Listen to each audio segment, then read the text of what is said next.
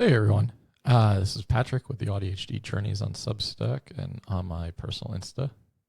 And I wanted to talk about the fact that I am currently writing a book on late in life autism discovery. It's called So You're Autistic, ... Now what? I'm writing it for Balance, which is a imprint of Hachette publishing. I actually got signed to a traditional publishing book deal last year. And I just did a video on the behind the scenes of my TEDx, which kind of butted up right next to this experience of getting this book deal. And it is daunting, y'all. It's really daunting. It's really overwhelming. Throughout my career, I've talked a lot about self-doubt, perfectionism, and imposter syndrome and working through those things. I would say that this has made me experience more self-doubt than I ever have in my entire life combined. There's so much vulnerability in writing a book like this. And one, I want to just say, I acknowledge the privilege I have in being able to do this. I did not start out thinking this book would get signed by a publisher and an agent. I was literally just writing one day. I got into deep, heavy monotropic focus and flow. And for those of you who don't know, those of us who are autistic who focus from a monotropic stance, it's deep singular focus. So I was immersed in it. I watched all 3 extended cut Lord of the Rings back to back to back while I wrote. And by the time I was finished that night, I had 50,000 words written. I was just so immersed in it. I couldn't even think about anything else. I don't even know if I got up to use the bathroom. I definitely didn't eat dinner. My wife was out of town. It was really a perfect experience. And all I wanted to do when I was writing was I was just sharing what it was like to be diagnosed autistic at 35, go through a lot of life with a lot of questions, feeling really lost and trying to make sense of it all. And just my writing has always been cathartic for me, but it's also been to help other people feel less alone. That's always been paramount for me. And being able to say things that a lot of people can't, because I have a lot of privilege as a white guy and I can say things that a lot of people just don't feel safe enough or comfortable enough to share. So it's been helpful to help normalize experiences for other people and put words to experiences as well and make them relatable.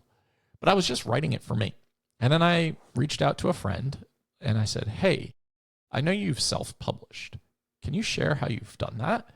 And my friend Maureen sent me a laundry list of steps, and my executive functioning said, hell no, I can't do this. And I immediately clicked it out. And I know I could have hired someone to help me self-publish. There are lots of self-publishing book coaches and people who do that for a living. And I posted that on my social media. I was like, hey, I wrote this book. I don't even know if it's any good. I'd like to self-publish it. If anyone could help me navigate that process, that would be really helpful, because I can't do all of this sequential, do this, then do this, then do this. My brain just doesn't work that way. My brain hops from step to step and moves from association to association, and it diverges constantly. So those linear guides and things that help you on a step-by-step basis, they just don't work for me. So anyway, I get a bunch of colleagues and people I trust to read it. And the feedback was really positive. And I thought, they're just blowing smoke because they're my friends. They're not telling me what is true and what's not true. So then I started asking some people outside of that circle. Again, more positive feedback. I'm like, okay, maybe I could self-publish this thing. This would be cool. And get it out there. And then one thing leads to another. And I'm connected with an agent. Well, actually several agents. I interviewed 3 of them, hired one of them. And then all of a sudden we're rewriting this book proposal. It also is happening while Asheville gets devastated by Hurricane Helene. And I'm in major trauma dissociation mode. And I can't even think straight. I'm just thinking about survival. And so my agent's like, we need to rewrite your proposal to get it in front of these publishing companies. I'm like, I don't understand. You signed me based off of the proposal. I felt like it was good enough. I don't have the energy or the capacity to rewrite it. So anyway, we finally rewrite it. It took months to do. He starts, using his contacts to get it in front of these publishing companies. And we interviewed like 6 publishing companies, and I was shocked that so many people had this interest. And then ultimately ended up signing with Balance because I really liked the editor, Diana, who works for Balance, my editor for the company. And I felt the best with her. I felt the most comfortable with her. And I would recommend, if you do go that route, listen to your gut about this stuff. I see a lot of horror stories of people signing with the wrong imprint or the wrong publishing company and getting really taken advantage of. And I don't want that for any of you. I am not naive to think that I was able to more successfully navigate a traditional publishing contract over self-publishing because of some of my privilege. Like, I know a lot of it is probably because I am a white guy with a master's degree, is a mental health therapist who has a large social media following. That all plays a role in securing contracts. They look at the marketability of the book. They look at the analytics. They do deep dives on your social media following, if you have podcasts, if you have former speaking experience, because they're taking a risk, right? Like, they're giving you an advance payment on the hope that all of your audience combined and you front and center are going to sell this book. And that's really daunting. I think there's this misconception that publishing companies do an enormous amount of marketing and legwork for your book launch and getting it out in front of people. That is not the case.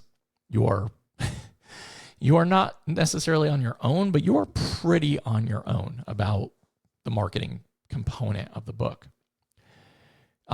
So you have to just go into that knowing that.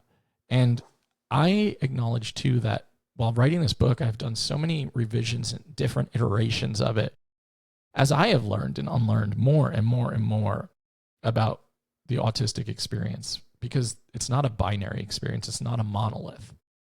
So listening to more people, especially more marginalized people, speak about their autistic experiences and why we are seeing such a flood of like white adult people showing up on the scene who are like, I'm autistic, and taking up all the space, sucking out all the oxygen from the room. So I'm trying really hard to take a step back from that and acknowledge that that can be very true.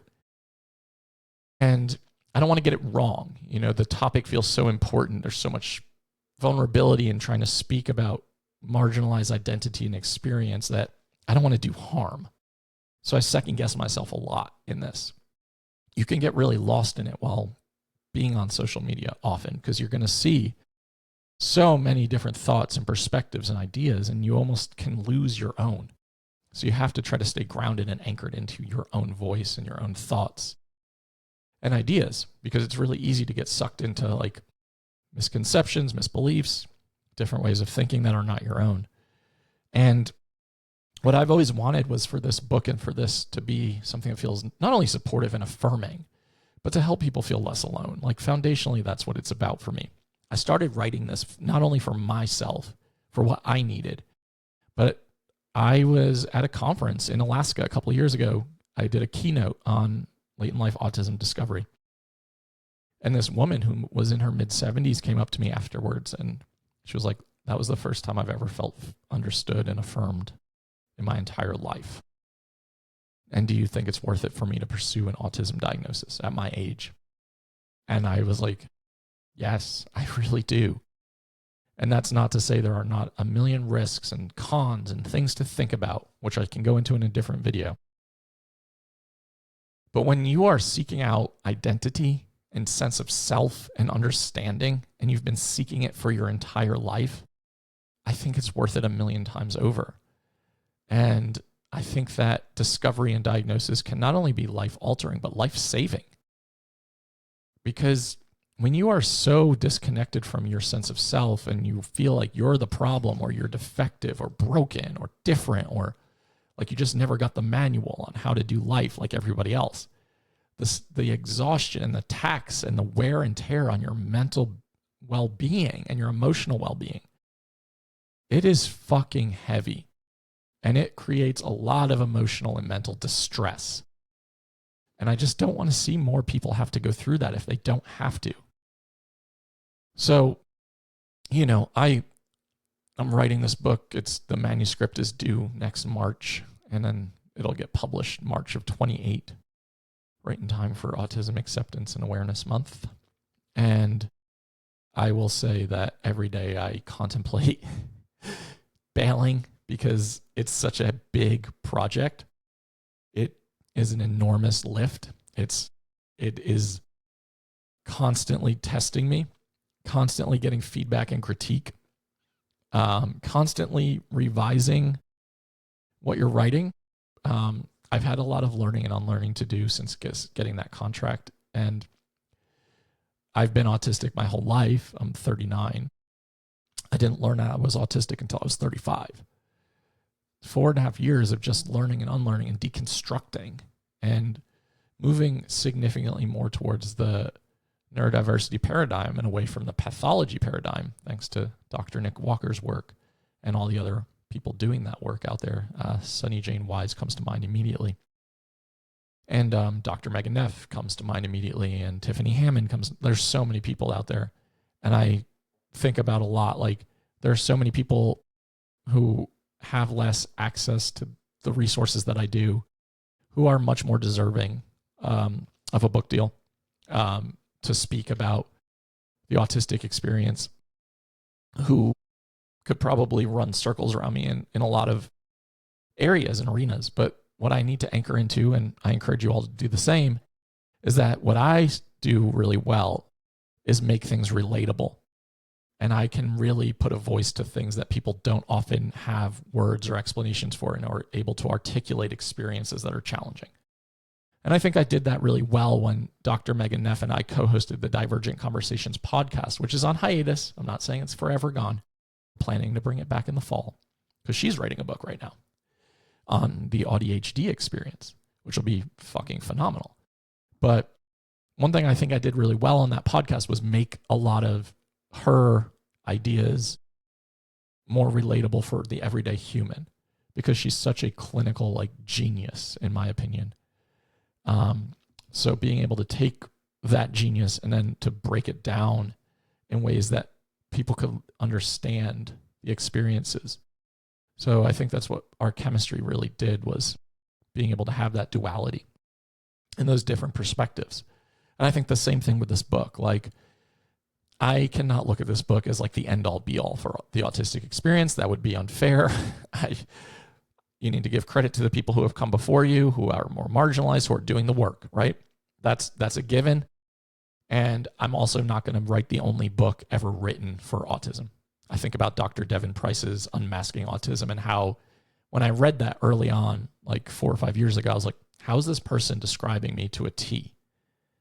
And how seen I felt while reading that book, and how affirmed, and how I was I was just nodding my head while reading in my bed. And my wife was like, what are you doing?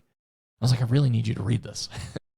I need you to understand me. She's like, I think I understand you better than you understand you. So, but I just want that to be said. If you're going to write this book or any book, and you're going to try to either publish self-publishing or traditional publishing, self-publishing is obviously going to be a lower lift in terms of you're going to have way more autonomy. You're going to have way more control of the voice, of the direction, of the outcomes and expectations. But you're going to have to do all of the marketing yourself, and you're not going to have as much of the resource in terms of brand recognition. But control, autonomy, voice, really important. You just have to figure out, can I do it on my own? Can I go through the list of steps? Can my executive functioning handle it? And I would encourage you to just break it down into small chunks and then go through the steps of self-publishing. And if it still feels too daunting, hire a self-publishing book coach. There's plenty out there. I can't name them offhand, but there are plenty out there. If you want to go the more traditional route, you're going to have to get a book proposal for publishing companies. They want to see what is the outline of the book? What are these chapter summaries? They want to see comparative analysis with other books that are similar. They want to know all about all of your analytics, all of your numbers, all of your accomplishments. It's daunting as hell. And you want to find good representation. Find agents who share values with you, who have similar visions for you, and interview them. Ask them questions. You're hiring them, but they want you to hire them. They want to represent you. They're making money off of you. So ask some hard questions and be prepared to do that in an interview style. It was a lot. It was overwhelming as hell. And then you're going to have deadlines and expectations if you go to the traditional publishing route, for your manuscript to be due, for edits, for delivery, for picking designs. Like, there's a lot to the process behind the scenes to make a book come to life.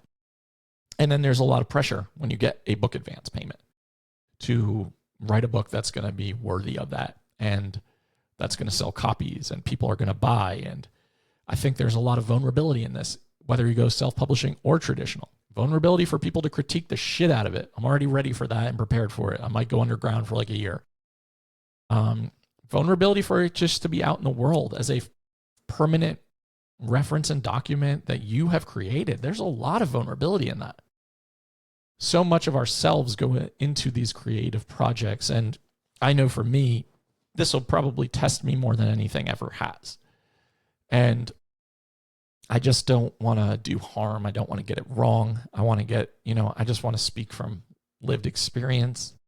I don't want to like represent myself as this major like academic or researcher, because that's not who I am at all. Never have been. So it's just about like really anchoring into your values and into your why, and the why behind why this feels important to you. And get comfortable being uncomfortable. Have a support network around you. Have a couple of people who you can bounce ideas off of, who you can talk about how stressful this is. And really start thinking about, how can I build my audience to get this book in front of more people? Because your book will have a ripple effect on community. Your book might get used in academic settings or in social settings. Your book might lead to workbooks. It might lead to second book deals. It might lead to more media opportunities and speaking engagements. Or it might just exist in the world and you can be really fucking proud that you've done it.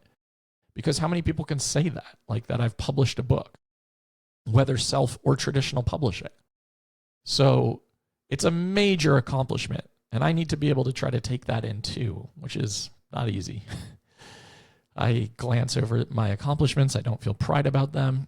And I often just like normalize it as a part of everyday experience. Keep it moving. So trying to sit with that more. And I think this book will be really healing for my inner child wounding. The child who grew up feeling so lost and so confused and so different and so defective and so broken, who contemplated suicide, who got really into alcohol and gambling, who was very lost. And I think it's just, this book is almost like a love letter of finding your way back to that person and doing a lot of healing work along the way. So if you have a book idea, start writing. You don't have to write sequentially. You don't have to write you don't have to start with the intro in chapter 1 and end in the appendix. Like, just start writing and then format the book based on how it's showing up and what makes the most sense after the fact. Don't get caught up in that perfectionism mindset. Build the plane as you fly it. Just idea dump at first and see where it goes. Start with writing 5 minutes a day. You'll never stop at 5 minutes, but commit to 5 minutes a day. And really start thinking about, am I going traditional or self-publishing? And whichever you decide, work through the pros and cons. If you're going to try for traditional, write that book proposal and put it together as the strongest case that you can in terms of who you are, what your experience is, why your book is different, why your book is needed, and what the numbers are. What are your social media numbers? What's your podcast following? What's your YouTube count? Like, have you done speaking engagement? Like, compile it all. Don't shy away from any of it. Everything you have will be more ammunition for yourself. So I hope this is helpful. If you want to be on the wait list for the book, please let us know in the comments section. We are definitely working towards building a lot more coming soon as we get closer to the dates. But as of right now, I'm still just chugging along and writing every single day and overthinking every single day. So I will see you on the next one.